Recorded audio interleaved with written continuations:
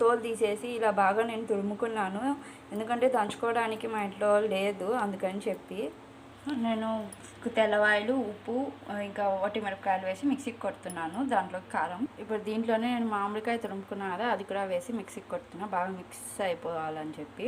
చూడండి ఫ్రెండ్స్, మిక్సీకి కొట్టినా కదా, మిక్స్ అవ్వాలని చెప్పి ఇలా అయింది. ఇప్పుడు నేను ఇది తిరువాత పెట్టుకుంటా. చూడండి, తిరువాతకి రెడీ చేసుకున్నాను.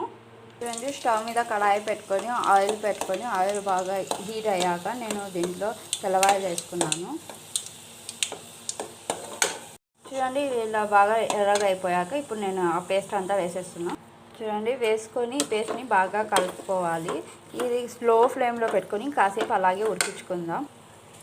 చూడండి ఫ్రెండ్స్, ఇంకా రెడీ అయిపోయింది మన మామిడికాయ పచ్చడి. ఇంకా ఈ వేడి వేడి అన్నంలో నెయ్యి వేసుకొని మామిడికాయ పచ్చడి వేసుకొని తిన్నామనుకో సూపర్గా ఉంటుంది. ఓకేనా? Bye friends.